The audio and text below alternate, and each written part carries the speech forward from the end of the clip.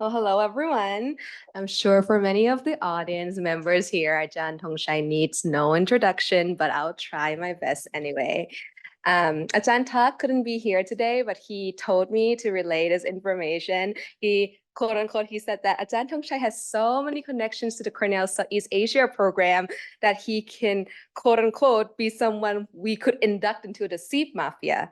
And then my advisor, Tamara Luz, also told me to say this, that back when she was co-chair of the student committee of the Southeast Asia program, one of the reasons so excited to serve at that position is to be able to invite Professor Thongchai to come here as a speaker for the Gatty lecture. So it's very nice. It is a big honor for us to have you here again with us today. Ajahn Thongchai is Winichakul is a professor emeritus of history at the University of Wisconsin-Madison and author of several foundational works on Thailand. His seminal book, Siam, won many awards, among which is the Association of Asian Studies Benda Prize, which is named after some Southeast Asia program's early graduates. And then his second book, Memories of Silence, The Unforgetting of the October 6, 1976 Massacre in Bangkok, won the Humanities Book Prize by the European Association of Southeast Asian Studies in 2020, and the George Kahin Prize in 2023. And Ajahn Thongchai is here today to speak about the contemporary global context of doing Thai intellectual history, examining the cross-cultural encounters, complicated relationships with coloniality, different academies of Thai studies, and multiple intersections Thailand has and continue to occupy. So without further ado, I please give a warm welcome to Ajahn Thongchai Winichakul.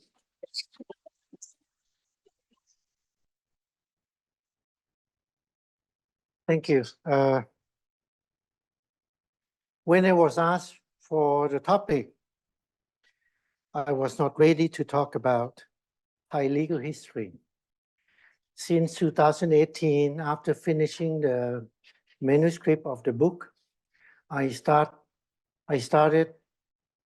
turned my interest to legal history for a number of reasons, mainly for political reasons, because I think it's a huge issue that people in Thailand haven't paid enough attention. They fought for democracy, but I think the rule of law and is equally important. But somehow I'm not trained as a lawyer, naive, and also has rejected to learn about it for decades. So I start doing something. After a year, I realized I was on the wrong track. Experience tell me that when I was on the wrong track, how to get it right. So spend another year to start from Law 101 on so many subjects. I live by myself. 101 up to the point, no, I can't be a lawyer, but let's say I'm now enjoy legal history much, especially doing it as after retirement. No deadline, no pressure, nothing anybody asked me to do up to certain deadline, I refused. Then do it at my own pace. I thought I should be able to. I have been speaking on this subject in Thai, mostly in Thai, published in Thai, this subject. Never write anything in English because it's easier for me, and also since retirement, many days, sometimes the stretch of many days, I haven't speak English a word. So my English is rusty. So I thought I was ready, but it turns out no. But I hope I would be ready, if not for publication, at least have a better idea of I would call a bit bragging, an alternative history of legal history of Thailand, away from or quite different from David Engel's, since I mean has been a kind of foundation of legal history in Thailand in English for how many years? Since 1970s, I think. It's very old. Tamara make a crack on that, make a lot of legal history. I learned that too. And I learned from people who work on Burma, who work on Singapore, work on other things. Then, anyway, I realized that in the middle of, after they asked me for the question or topic. So I decide for the talk for today, I think you can tolerate an old scholar, an aging scholar, to indulge myself reflecting on my career doing Thai intellectual history. Don't worry, I'm not narcissistic. I'm not going to talk much about myself, but reflection means reflection on issues that I learned from decades of doing Thai intellectual history. My whole career, or I would like to call my intellectual journey, as I have changed so much over these years. Hopefully smarter, wiser, and more mature, can be characterized as a journey through several encounters. I have given some thought about this for a while. Bit by bit, I'm not thinking about writing anything until early this year. One of Thai scholars, a group of Thai scholars, they're going to produce an edited book on exactly on this topic, Thai intellectual history in global context. And they asked me to join their group, writing an article. So I think about this could be that article. I have given some thought about this from time to time, and I believe that it's not merely my personal experience, but to some extent, those encounters I'm going to talk about today are the characterization of area studies, Southeast Asian study, or Thai studies in a global context. My intellectual journey was only a small sample that reflects a larger picture of scholars and scholarship in Thai and Southeast Asian studies. Okay, I'm going to talk about 4 encounters that I have been through, that I have experienced over decades doing, my career as a historian of Thailand, especially on intellectual history. Okay, the first one is a field. Let me start this way. As a common sense, a bit academic, but still common sense, a flow of anything across culture is a translation in action. Okay?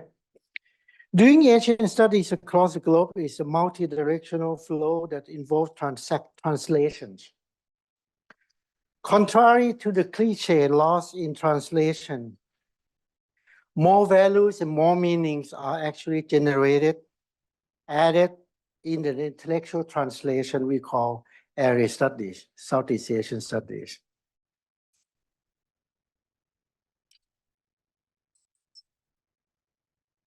As a scholarship and as career, doing area studies, Thai studies, Southeast Asian studies have added a lot in the translation across languages.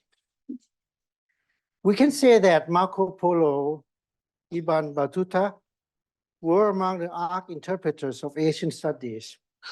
So were Buddhist pilgrims over 2,000 years who has crossed the land and the sea to Suvarnabhumi. Simon de la Louvière, Jeremiah Van Fleet, John Crawford, John Bowring, Carbock, Bishop Palagurs, Dan Bradley, many more, had crossed the linguistic and cultural divide and produced knowledge of Siam that obviously was the outcome of the encounters, of their enthusiastic inquiry, by translating and interpreting what they saw and heard. Of course, there are losses and misunderstandings, but despite that, they have added so much into the translation to produce knowledge of Siam over several centuries. Colonization was also a translation by brutal actions that caused so much losses, yet as well as creations and generations some knowledge too. At every crossing, specter of comparison arises and clashes between worldviews, cultures, and so on also happen. These clashes often take place in the encounter of languages, mostly quietly, though sometimes controversial. The traveling intelligentsia have experienced different languages, literally and metaphorically. We, because we too are traveling intelligentsia, we compare because we try to translate unfamiliar into the familiar one. Even when we can understand another language, I believe that translations hardly stop.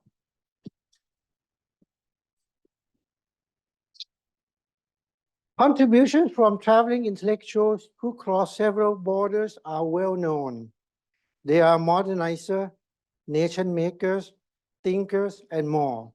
Not only are they mediators between different worlds, but they are innovators, thanks in large part to their never-ending comparison between different cultures and different languages. It is built in their thinking. It is built in our thinking. An alternative imagination from different worldviews has been important intervention by these traveling intellectuals at various moments in Thai history. The Arahants, who went to and from Sri Lanka, and many more pilgrim monks over centuries. The Dutch, Portuguese, and French merchants and diplomats in the Ayutthaya period. The Chinese merchants and coolies, to the American missionaries and Cold War warriors, whether they have been successful or not. These are people who make interventions for better and for worse to produce knowledge and also cause some losses as well. We are all travelers, intellectually and physically. We are all interpreters who do translation in action as part of life, for career,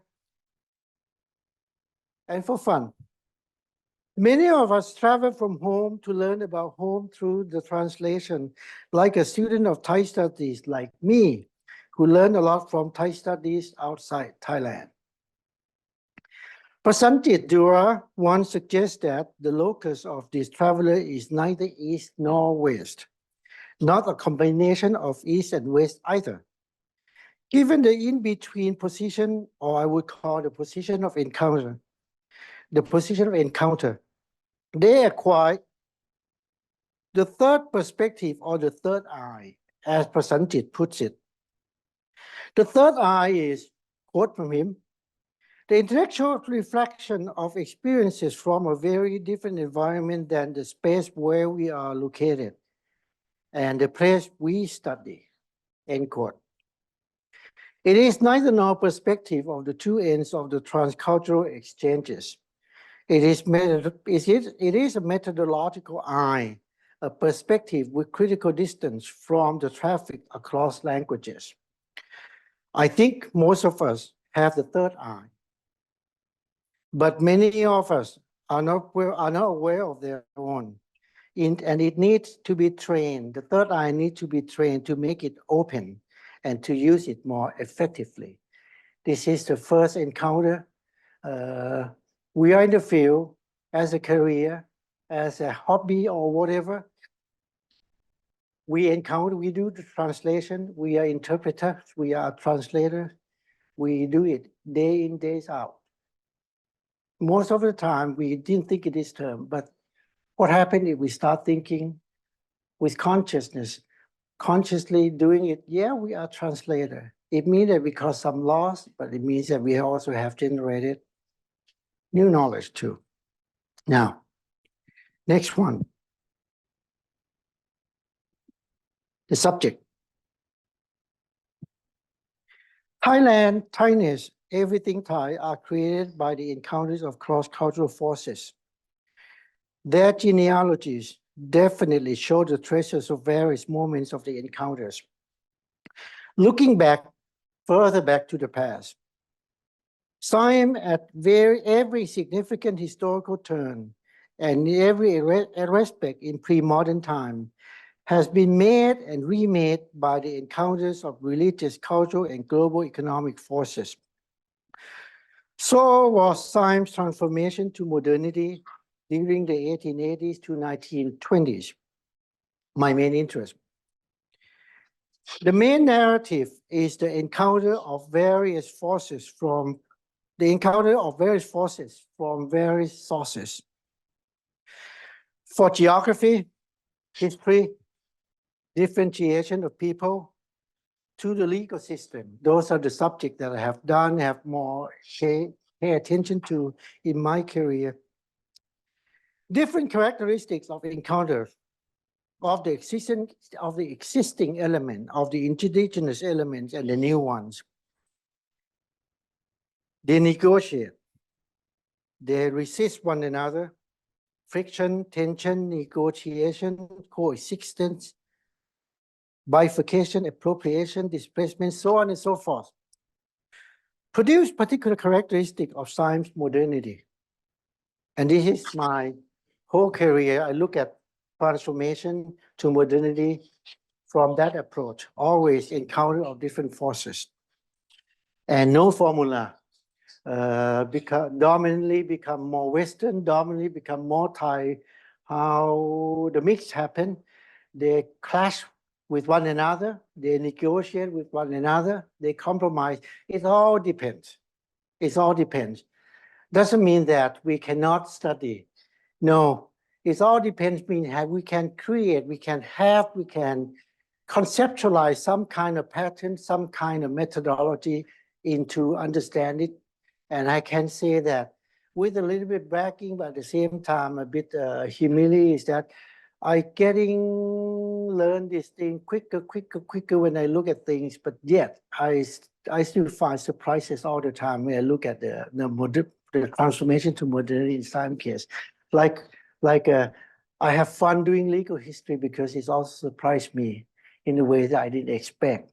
So unfortunately, I don't live long to do next one, but so far I feel good that we have tools to look at the encounters that produce many things that become Thai. Every issue is exciting to learn, exciting to be discovered, not because it is unchanging essence of Thainess, of Thai culture, not because there are exceptional timelessness, but because it is challenging to understand the complex genealogy from various sources and cultures, and the moment, and to understand the moment of encounters that produce the formation of the Thai modern Thai modernity in the post-colonial conditions. Even the seemingly natural geobody was the result of the encounters. Modern law codes and legal system also had their genealogy from various sources. The current dominant royalist jurisprudence in Thailand, an anathema to the rule of law, is also legacy of the indigenization of modern legal culture under absolute monarchy. I'm not going to spend more time on this since it is the subject matter seems to be, I think for a talk like this, maybe the least interesting. We can do it ourselves. Next one. The locations. But in retrospect, my journey out of Thailand to take the scholarly adventure in the wide world truly began in Sydney in 1985. With the criticism of Craig Reynolds, my supervisor. Criticism of my proposed PhD thesis. He asked me to write a long essay, but let's say a short for PhD thesis. Summarize what I thought. I wrote about 50 pages. His comment, many comments, but ultimately the most important of them is, in quote, try to get out of Thai academic world.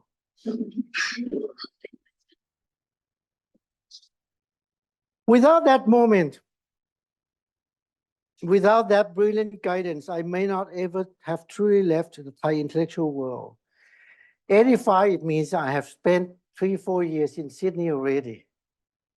At the moment, looking back, I had not left Thailand yet. I still think in terms of the controversy or the debate, the main debate at the time in the world of Thai historiography between Ajahn Nithi Asiwong and Ajahn Chatip Nasupha. I'm still Nithi versus Chatip debate. I wrote those 50 pages still in the Thai world. He read it, he made comment, and ultimately the top comment is that try to get out of the Thai academic world. I know that he doesn't mean that ignore it, but get it out. It means going out to embrace bolder ideas and to begin asking different questions. It sounds simple. Asking different questions. Is anybody asking questions? But we know the meaning, right? Asking different questions from the question that asked within the Thai intellectual world. That's why without that moment, I could have been stuck in the Thai world. But that moment was telling about differences across academic world, the advantages, disadvantages, limitations, conditions, opportunities, and the lack of each of them. The bottom line is different academic worlds ask different questions. Here I relate to another story, a casual conversation with David Wyatt. You see, since I come to speak at Cornell, I mentioned Craig Reynolds, graduate from Cornell. I mentioned David Wyatt. A casual conversation with David Wyatt at the AS in Boston one time. I asked him as a historian, as a senior historian, what the question you got most from Thai intellectual, from Thai colleagues. He laughed and he said there are two questions. One, did King Rama the first kill King Taksin? Two, who assassinated King Rama the Eighth?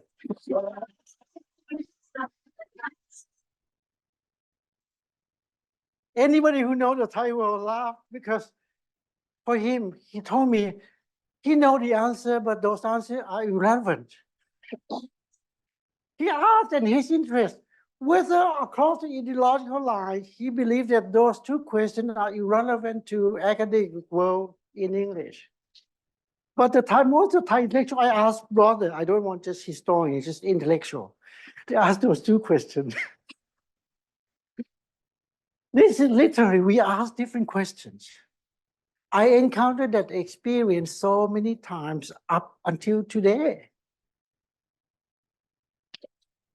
It doesn't mean all the questions in English are good or superior. No. It just, of course, there are a lot of them are overlapping. They are the same question, but a lot of areas are not.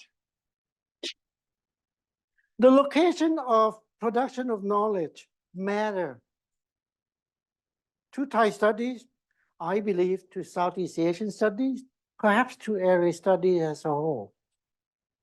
Also, how important? Let's start with this. Higher education in Thailand is a colonial higher. Development of colonial higher to the present time is different from higher education in the Western world in so many respects. For example, Thai colonial higher, like other colonial higher, produce personnel for bureaucracy. Why cares learning liberal arts? Liberal arts are so weak, modern liberal arts. I don't mean that there is no indigenous so-called comparable liberal art. There is. And that's a problem. Thai higher ignore modern liberal arts and leaving liberal arts basic knowledge in the hands of tradition and Buddhism.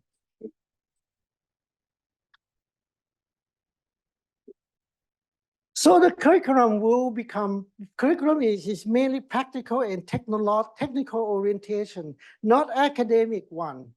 It's so hard to struggle to convince people to learn liberal arts. Liberal arts here in Thailand, maybe not including science, but I would include even the basic science. If you go to Thailand, basic science are kind of subject, are kind of discipline that people don't care. With that with that background, think about what kind of knowledge, what kind of state of knowledge in different fields, even in history, that produced from Thailand. To me, I realized the severity of this problem when I look at the way legal education has been in Thailand for the past 100 years. I found that even the exam questions for judges today is typically in the same pattern as the same exam question to judges in 1913. Yes. Since the beginning of the exam system to screen the judges, since 1913, I traced about 15 years of that in the archive and compared to the, not exactly the same question since law changed, but let's say the pattern, the style, it's all technical. It's all technical. Weak foundation in liberal arts and leaving this foundation to tradition to Buddhism. What else? Colonial higher. This one I need to explore more, but at least in the Thai experience. Leave patronage culture in academia intact. In most fields and every institution based on old-fashioned, I'm not sure, but I suspect, based on old-fashioned of Theravada teacher-disciple relations. Patronage system in Thailand still strong in academia. Cold War higher. That's a major modernization in higher in Thailand one time from the late 50s to about late 60s. Encourage or change so much social science. Make them policy-oriented still. Useful knowledge, except a few, such as medical school. Medical school have investment in basic research so much, not as much in other fields. The beginning of professional beginning of professional academics in social science in Thailand began in late 60s. In political science, I can name the name in 1968. It's the first professional academic who was high at Thammasat. Beyond that, who got to be professors? Bureaucrats from Interior Ministry, bureaucrats from this and that ministry, they are professors. In law school, it's a bit complex history, but at one time there were scholars in the late 60s. But then because of politics, they were get rid of and introduce the judges. The judges were professors in law school until 1975. Think about that. What kind of knowledge produced from those that kind of curriculum, that kind of people?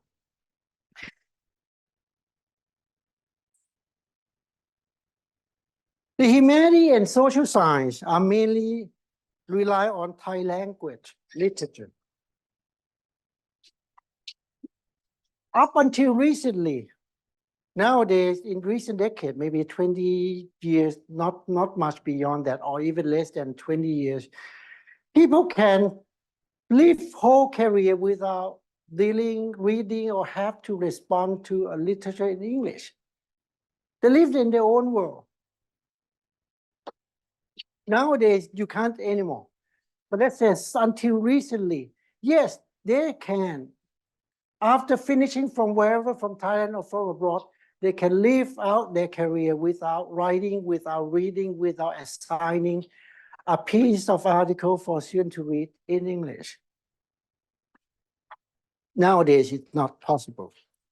The proliferation of higher ed, I told you it's different steps. In colonial higher ed, and then in the Cold War, and then proliferation of higher ed in the past 20 years have increased number of professional academics, increasing production of academic knowledge, meaning increasing production of knowledge, which is not policy oriented, which is not useful in the kind of that sense, in the kind of literal sense.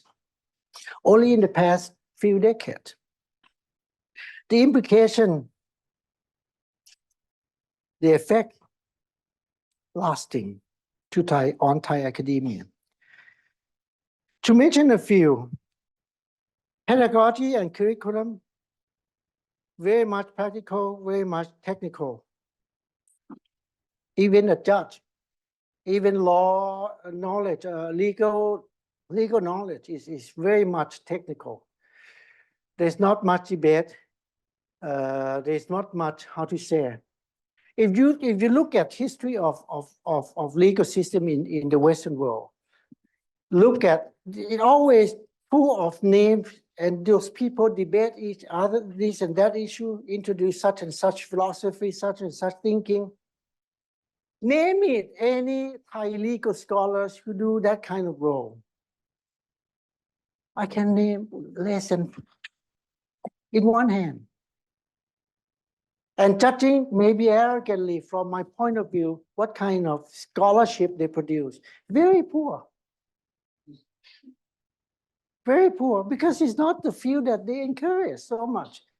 They encourage to learn technical things, how to be a judge, how to be a lawyer, and then go out to the field. That's it. So a little footnote of backing. People ask me, how come I can take an venture into legal history, a totally new field in a short time? I told them, not because I'm very good, because the field is so thin. Because it's not difficult. Like, jump into it and very quickly get it so easily, because not many people produce much. What else? Lasting impact or lasting effect. For politics or academia is one thing. Since higher ed, they brought bureaucrats. Scholars have a tradition to become a docile citizen. They are not critical scholars. I say that, I mean in the past. Nowadays, no more. But yet, that's a foundation for a long, long time. What else? Patronage in academia, since it remains strong and pervasive, often resulting in intellectual inbreedings, in slow changes, lack of methodology.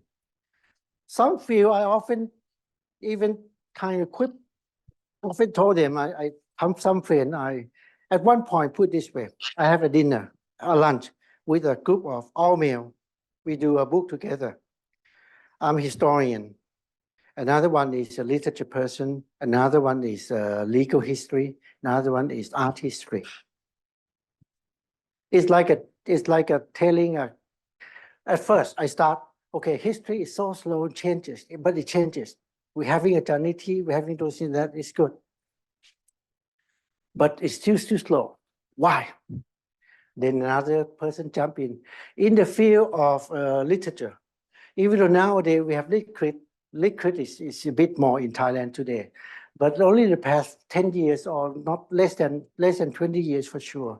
In the past, lit is very old-fashioned, very slow change, and even today, not enough, not as critical enough, kind of bluff on history. Then my art history friend jump in. You know, art history can define totally in the past 50 years, 2 schools. That's it. And he named the names. I happen to know those 2 names. I agree with him. So what happened? What happened? He told us because the patronage of those 2 lines.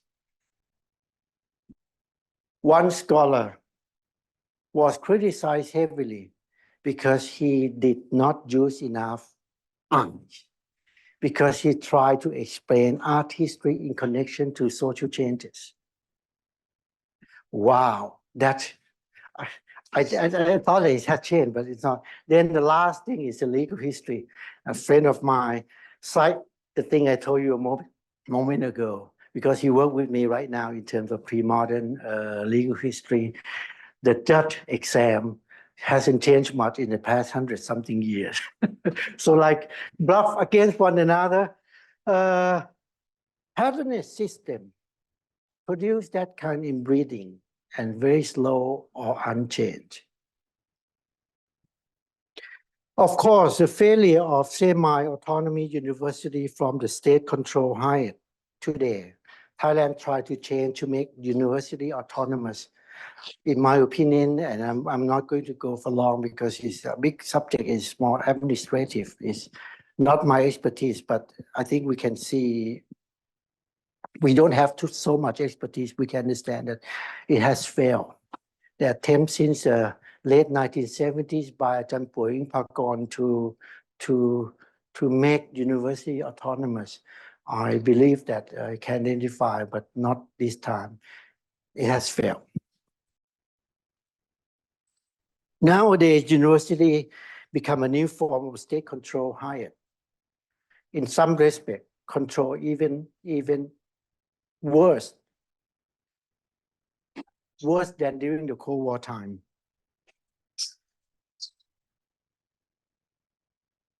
These are lasting consequences, even when Thai academic world has become more academic in recent decades. The scholars. In 1990, I asked permission to get to see the actual original manuscript of the Traipum, the three-world cosmology. I got asked permission to get to see the actual original manuscript of the Traipum manuscript produced in late 18th century, 1776. Stored at the rare manuscript section in the National Library in Bangkok. The response was no, because it has been published. No need to see it. No need to see the original.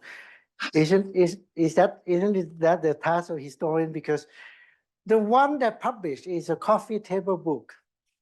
They produced beautiful picture. They did not even have a frame by frame, panel by panel manuscript from the beginning to the end. I said I cannot use that. In the end, long story cut short, I have to play a trick because I'm nobody. I became assistant to the photographer of a magazine who went to see that manuscript, and they got permission because they have connection with the Puyai, with the elders in the National Library, to produce beautiful picture for the magazines. I am the assistant carrier. I carry the stand with the camera. And at one point, the funny thing is that they start like clicking, take a shot, and they skip a few. I told them, no, don't skip. And the librarian stared at me, who's this guy? And at the end, at the time, they produced slides, okay, before digital time. When they got the slides, the idea is that have 3 sets of slides. Thongchai get 1 set. The magazine get 2 sets. 1 set, the magazine serve as a kind of backup. The other set, they use it to produce beautiful picture. What they did is, luckily, they usually 1 set. They boom on the table. No sequence at all. They don't care sequence because the magazine only care beautiful pictures. So it turns out I am the only one who knows the sequence.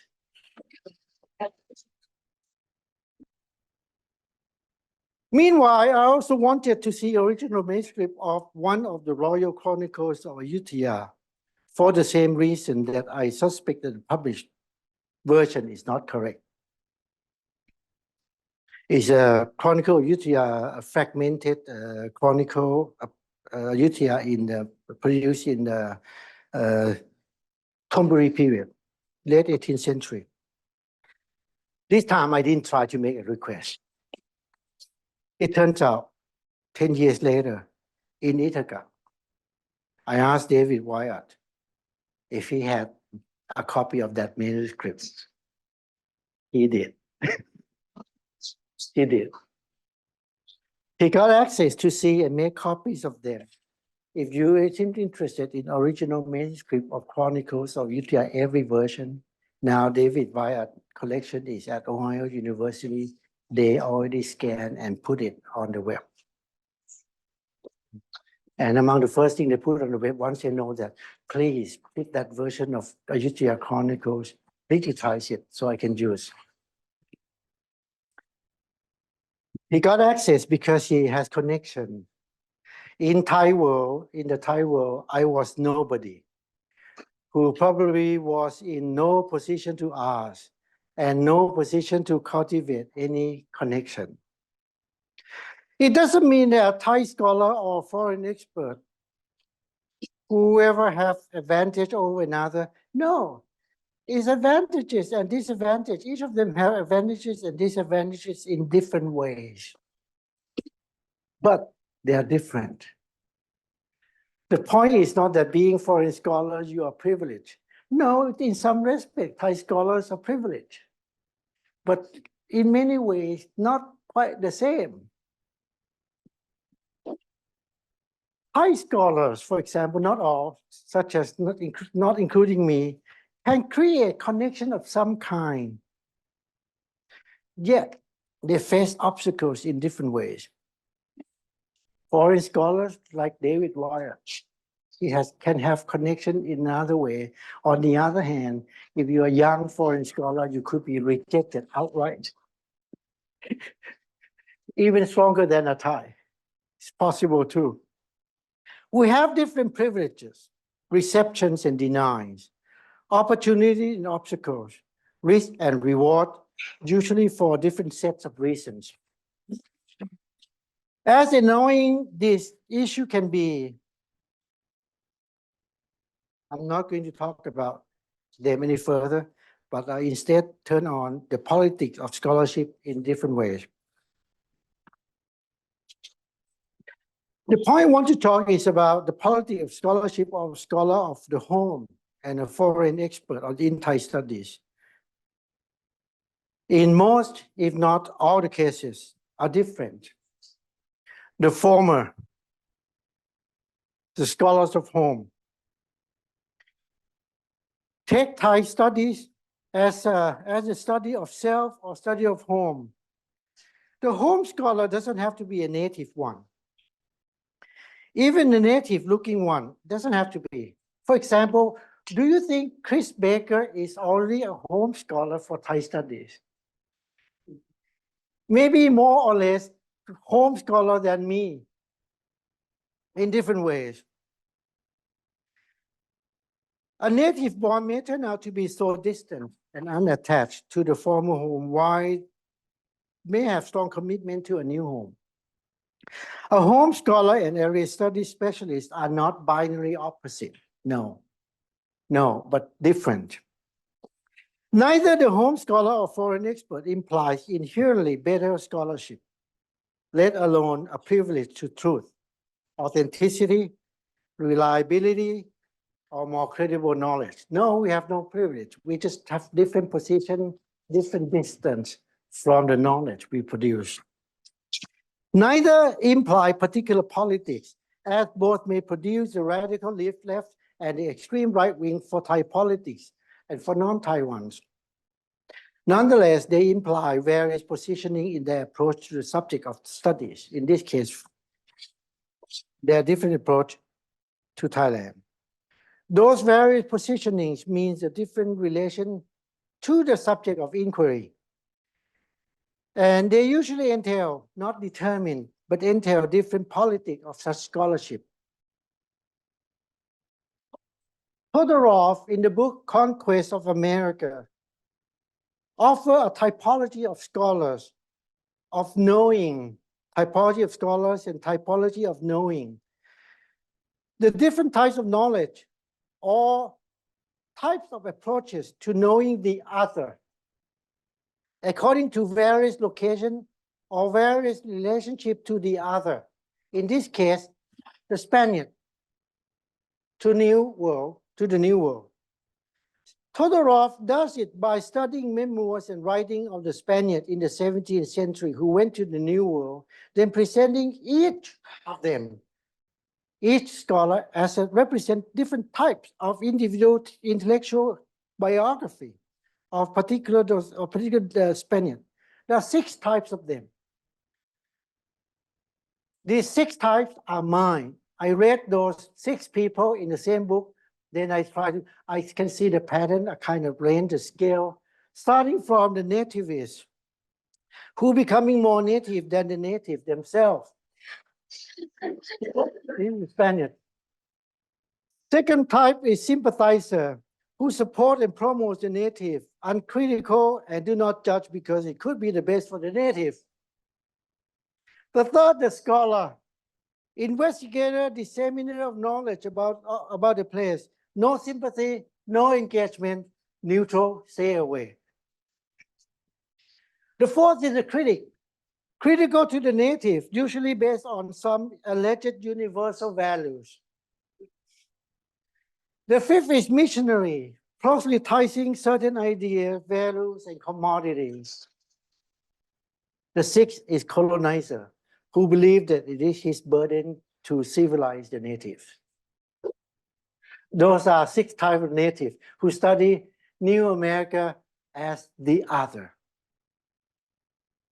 Don't you think home scholars too usually take certain position to the subject of study, different position to home? But there's different set of politics of knowledge from the previous set. These are all this one, I believe that I summarize, I capture Todorov correctly, I hope so, but this one is all mine. You look at it. So no privilege, no guarantee what kind of knowledge you produce, yet it's different set. The pro-establishment, the apologist, the home scholar, the critic, the radical revolutionary, and the collaborator. Intellectually, I have found my home in the academia outside the US because my brain cells find opportunity to grow much further. I found home here in the US because I can grow my brain cells. I am forever grateful, but oftentimes I don't feel at home as a person because part of me is still in Thailand. I left the country the first time to study when I was 25. Spent almost half of my life, not almost, 1/3 of my life there. So a bit much to truly live home. As the country plunged deeper into royalist fanatics since the mid-2000s, my 2 homes grew further apart. At one point, a small incident, I went to give a talk in 2005 before the coup in 2006, warning about the rising royalism. I was threatened. The script of the talk published already is like high special lecture. They produce a script and distribute on the same day. That year is the only year that they didn't distribute. It was censored. That's the time that I left Bangkok. One step into the gate area of Suvarnabhumi, I felt I am going home. What happened in Thailand, however, did not matter much to Thai studies outside Thailand as a community and as a field of studies. I know most scholars, most of my colleagues, they are great, but yet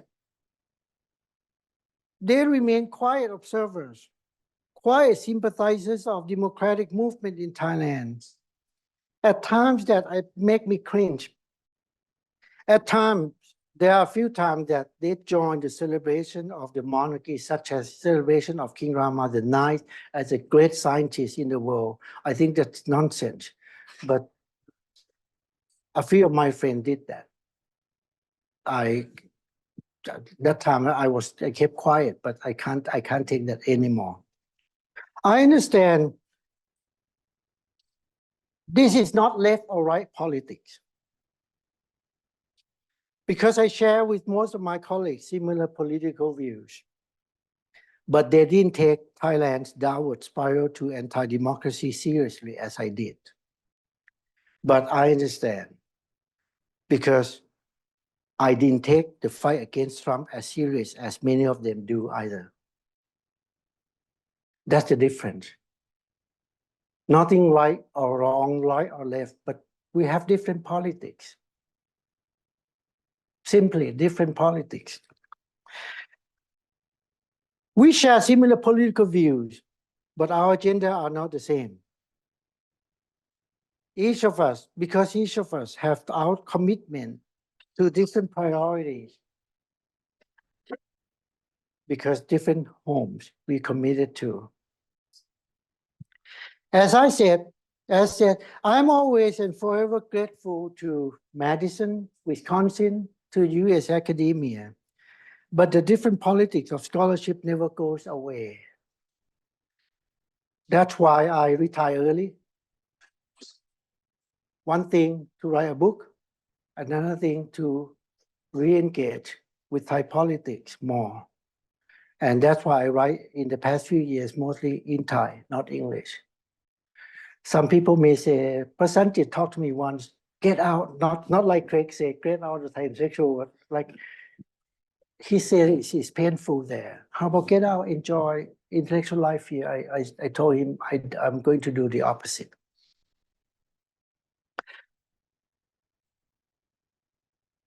Different politics of scholarship never goes away. The tension may be strong or less. Depends on person's politics and depends on issues. Everything may change over time too.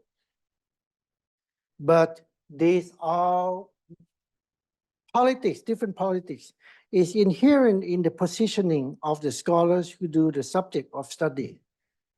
It won't be resolved. And in a way, it's good not to be resolved. These encounters are not problems that need to be resolved.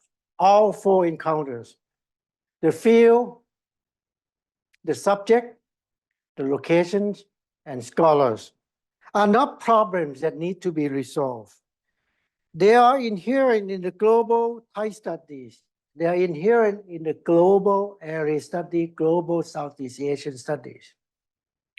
In the current age, tension can be productive too, like translation that generate a whole field of area studies and Thai studies. Yet, they can become problems if we are not aware of them and if we deal with them in a bad way. So I hope that after a decade, this issue come to my mind so often in big and small ways. So by the time I'm departing, I'm leaving academic world, active academic world, doing as hobby. By the way, I have two hobbies, one legal history. The second thing is Library of Congress have acquired two old Thai maps, and they didn't know the value. They asked me to evaluate if it's authentic. So I evaluate it's authentic, but I didn't see the real thing until early April. It could be the second oldest maps in Thailand. So they realized that they got it cheap. I don't care about provenance, but it's fun as a hobby. It's so fun as a hobby and without political pressure.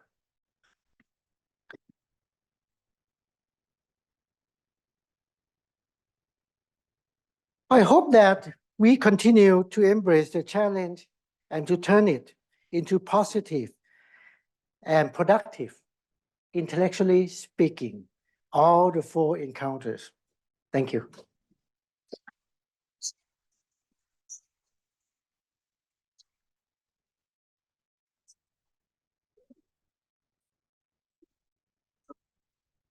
So it's still boot up. Yeah, if you have some time for question tomorrow, you can start. I know you don't have time, but My question is not considered a softball question, but I have a comment first, and that is that one of the things I appreciate about your talk today is that unlike so many other spaces we're in right now, you are creating a space from which people from all backgrounds can study others, self and others in the process. That I feel like that space has really been shrinking, at least in US academia, and it's a problem. The softball question is, in the beginning of your talk, you talked about these little nuggets that made you very excited about what you're doing, that you still find newness and kind of interest in topics you've been studying for a long time. So I just thought I kind of want to know, what are you looking at that's exciting to you? A number of surprises first, such as that kind of 100 years old exam. I didn't expect, as horrible as Thai intellectuals or academia, among the worst thing. There are many aspects in it. They are not bad, they are even good, but I never thought about that bad. And a few other things like that. In a nutshell, the whole conventional legal history as it is available, especially in Thai language now, but in English, this is not to criticize David Engle as a person. He did it in the 1970s, come on, so many years ago, but somehow why we didn't progress or move much further. And I kind of explore. I learned not only the field of historiography of Thai legal history, but the debate, the argument among the professional legal scholars, how poor, how deficient they are. The debate among natural laws versus legal positivism, the debate this and that subject, they are all misguided, they are all wrong track, but they didn't realize. Not because I'm smart, but because they spend not enough time pay attention to those issues, those kind of things. That's why I think maybe I'm ready I'm still lazy writing in English, but I can, let's say, lay out the frame of the legal history, which is quite different from David Engle. Sorry, I have one more question. The students that are right here in front of us from Thailand have gone to international schools in Thailand, or in a lot of cases. A lot of the students in China that have been from Cornell have gone to international schools. That is really part of your talk. I just want to get into this with this project that you're doing, because they're the ones who become the real translators, I think. Good point. I have to say that I thought about it a couple of times, but didn't really take them seriously. But good point. Anyone else?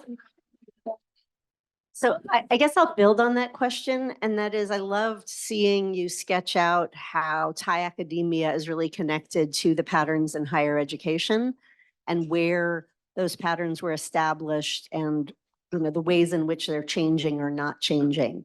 And you hinted at this kind of beginning of some changes within the last 20 years.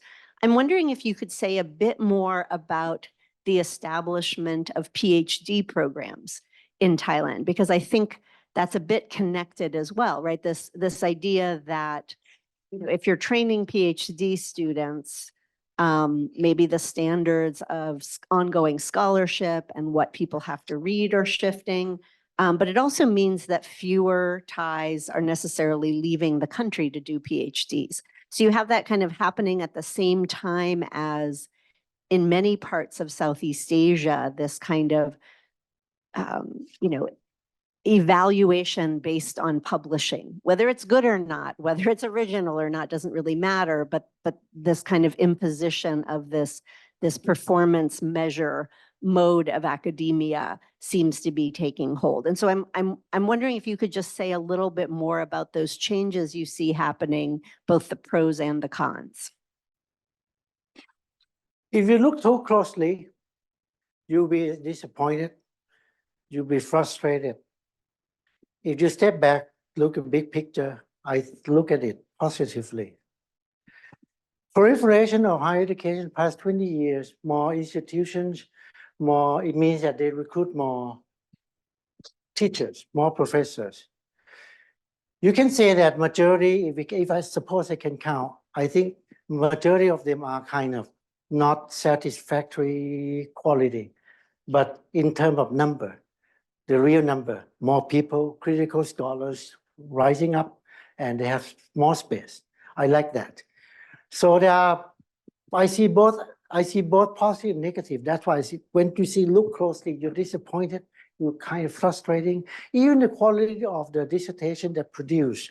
If you look closely, too many bad ones. But at the same time, isn't it true to everywhere that need time, right? Give them time, give them time. What I'm afraid right now, because all higher education are shrinking everywhere. I'm afraid that it become opportunity for the administration, for the government, for I'm not sure who has that power. They shrink by cutting the part that they're not supposed to cut.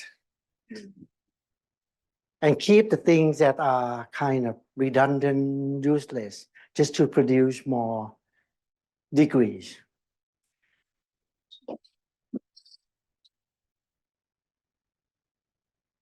At various points during your presentation, I thought about how one could tell similar stories from a non-Thai perspective, had you been a scholar from another part of Southeast Asia or from anywhere else. I wonder if there's anything particular about the Thai experience or the Thai positionality or the Thai case, however you want to think about it, for getting the story out that you've just described, or if this is rather your window into something that we could all experience. This is the second time I give this talk, and the first time is not as clear as this. As I said, I didn't even think about writing it until contact by a group of young scholars earlier this year. I'm going to write it up, hopefully. But otherwise, it's a kind, even the first time when I gave a talk at COTS 2-3 years ago, it's a kind of, again, reflection, that's all.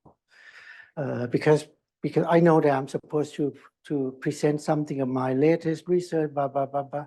I think as I said, I'm old enough to have privilege to indulge myself. So I did give this talk, and people encouraged me to make it better, explore further. Now, is there anything I focus on the Thailand and Thai case in my own experience simply because because that's where it starts. But again, I think you know me, doesn't mean you have to know me so much personally. You know that kind of encounters, foci encounters, is a kind of pattern. Maybe fifth, maybe sixth, yes, but at least it happened to all other area studies and in one way or the other. That kind of encounter, I can speak because I don't believe in Thai uniqueness, Thai exceptionalism. The bottom line, the premise of the whole talk is that, hey, it's time to go out of that. You know, in Thailand, a lot of people still think in that term. Thailand, as Ben Anderson wrote, I think early paragraph in the State of Thai Studies, Thailand was a damn country. It's not comparable to anyone. A lot of Thai scholarship, and also, let's say, including the Constitutional Court judges, just produced a ruling not so long ago, produce the ruling such and such way because Thailand has special quality, have the monarchy, unlike everybody else. That kind of knowledge still exists. But once you realize this, agree or not totally, I don't care, but let's say, start thinking in this term. The degree of uniqueness has to go away. So the only reason I focus on Thailand because I can bring my own experience, because that's how I learn it. That's how I start conceptualizing this issue. But again, as my habit now, I don't believe that Thailand is unique in such a way that exceptional. There are particularities. I know you know the word. There are particularities, of course, but yet it's not unique in any way. So I start thinking this way. I start compare. I start observing. 10 years ago, I gave a talk at the AS on the academies, different academies. That's one section of this, right? But then I start learning and thinking in that term since then. So the only reason I focus on Thailand is that I have examples, I have experience, but yet I believe that other people similar. Maybe the fifth, the sixth encounters, I'm not sure, but the examples are different. The politics, even those types of politics, I think similar. I think we have time for like 2 more questions. I haven't talked to anybody on this issue, by the way. I'll just say in follow up to that question. So I study the Philippines, but I found a lot of resonances with what you just said. And so I really appreciated this talk. My question, I guess, is just like a question about audience. I guess like given that as scholars, we're sort of always in translation, certain questions are legible to certain audiences and certain academic communities. And so I guess I was curious, like, how you approach that. I guess what I mean is like, I'll just speak personally. Sometimes I feel like I'm working on something that like Philippine scholars, like it just won't be legible to them. And so I guess just like how you navigate like, yeah, questions about like audience and legibility. Just because framings of certain questions are much more legible to certain audiences depending on what scholarship is available. I'm not sure I have a good answer for that. I was asked that question a few times, but my question always like this. The bottom line is we must listen. Instead of thinking about audience all the time, we are the audience of one. Listen to the people who talk a lot.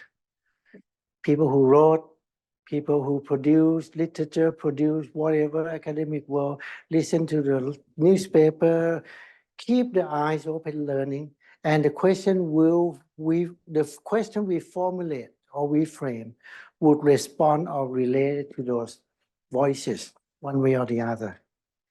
The same thing I got many times, question from my Thai, especially younger Thai colleagues, how to publish in international journals. I'm not talking about technical, that's one thing, but let's say intellectually, you start reading a lot, not about Thailand. That's it. That's the rule. The more you read it, you train the way of thinking in response to those different questions, different contexts. The more you read, you compare. Comparison is the wonder world of people who do area studies. So listen. It doesn't mean that you can produce a work that responds to the audience, but you are not too far. If you keep listening, then what about thinking about the audience? Then this is the real answer. Among the bad scholars, they would worry too much about the audience. Among the good scholars, the majority, they care a bit about the audience, but at the same time, they care more about their scholarship too. Among the best scholars, they don't care about the audience. They care what they have to say. Last final question. Oh, thank you very much, Thongchai, and I'll try and keep it short because it's such a beautiful day, but I really enjoyed listening to your talk and thinking of my own journey, and I love the fact that you frame it as encounters and translation, because it's been that for me the whole way, but I wonder if there's an applied chronology in the typology you have. For example, I think I've been all 6 of them at different times in my life. I started out as a high school exchange student. This is your Thai mom, your Thai brother, you know, on and on. I came to Cornell, studied with Ben during Hoktula, and I was then a critic. And then I went to Michigan, studied with Jit Pumisak's teacher, Bill Gedney, and I became a sympathizer. And after that, I went on, you know, so basically I think we're modulating, and we can go through a lot of those stages. And I think that's a real fun category you opened up and very fruitful for further thought. I don't think those 6 are chronological. But on the other hand, Todorov himself tried to caution the reader many times that those 6 are overlapped. That's it. Thank you very much for being here.